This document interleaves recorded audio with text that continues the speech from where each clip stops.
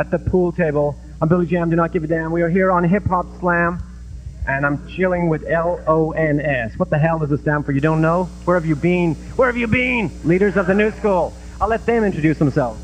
Word up, I'm the lyrical rhyme put together, you know what I'm saying? Dinko D, that's my name. That was his 12th attempt at getting that one in that pocket.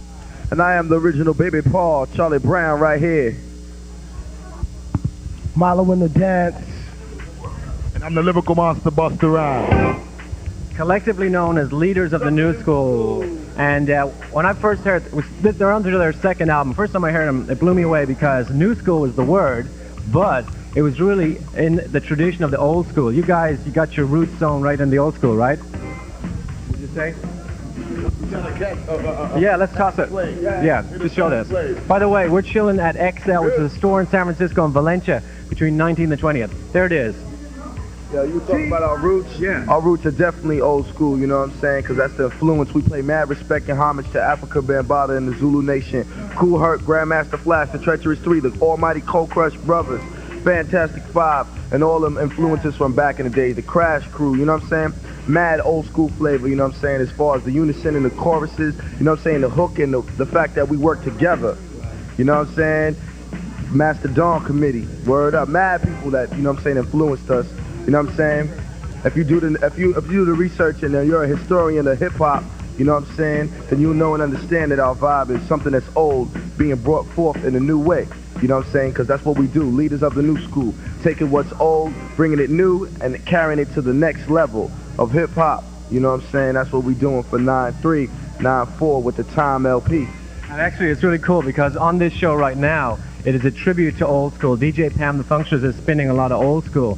And a lot of people, they've lost touch with it. Why is that? Why have they lost touch with the old school? For one reason, you know what I'm saying, it's not controlled by the original foundation school, period, you know. It's run by a lot of people who have disrespect for the music and, you know what I'm saying, and let it go away and let it discredit by itself, you know what I'm saying, and let anything just come in and dilute it. So as long as pioneers like Leaders of the New School, Tribe Called Quest, Nice and Smooth, KRS-One, Public Enemy, keep it bringing the old school flavor that, you know what I'm saying, still exists within these groups, I think, you know what I'm saying, we're going to be all right. Also, too, just yesterday, I was talking to a guy from a record label, those bastards, and he was telling me that the band Ziggy, you know Ziggy, who had Tossed It Up, they had 2 singles, and he said they got dropped. I said, what happened? I said, they were a really good group. And he said, well, they weren't selling units. They weren't moving products. So I said, that really sucks, because I thought they were a great group. He said, well, they liked them in New York, but nowhere else in the country. And would you agree that they're a really good group, Ziggy? Which group is this? That was it. He never even heard them. Oh, I'm sorry. You know Ziggy, remember they had 2 singles? They had Tossed It Up. Yeah. I mean, wouldn't you think that it's unfair that they get dropped because of like the major labels coming in on the rap scene?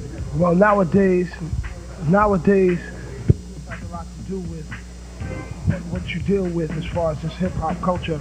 It's not all hip-hop. It's not all a culture. It's business, too. It's like 90% business and 10% talent now. You know, so you have to sell units in order to recoup the money that these record labels put out for you, or you won't have an opportunity to shine. It's not about, I mean, it's about real hip-hop music for the artists and for most listeners.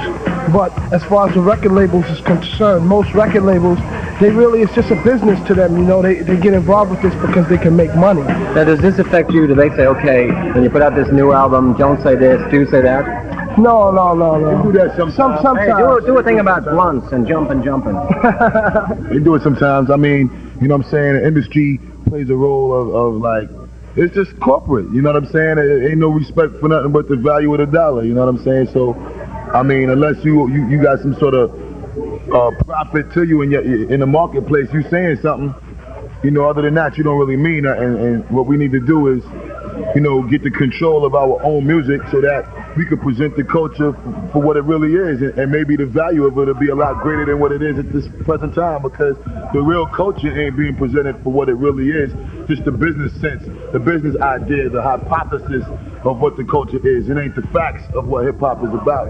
It's just a guess of what hip-hop is about, so they present it on a level that ain't factual, you know what I'm saying? And then when it is presented on a factual level, you get offended and you want to censor it, you know what I'm saying? But you know, the truth hurts people in a lot of ways, and that's why we named the album Time, because you know, a lot of the frauds, you know, they got their day. Time catches up, time will tell, you know what I'm saying? Out of here. And a lot of the brothers that live righteous, man, a lot of those that strive to make real music and is true to themselves and understand the inner mind's eye, you know, they'll be able to express the inner control where they know who they are, control situations they get involved with, so that we're not slaves by the situation. You know what I'm saying? We actually control the situation, and the situation is slaves to us. And we got control, and we can manipulate the direction of what we want to go down and what we're involved with. We want hip hop to go in a direction where we preserve the value and it just lasts for infinity. And that's what time is. Time is an infinite, and the only thing that can make change in time is the minds of each and everybody, because what you do is what makes the change in time. So we trying to make change through the hip hop. Let's talk a bit about the new album and sort of the development from the last one. The last one was Fat Album.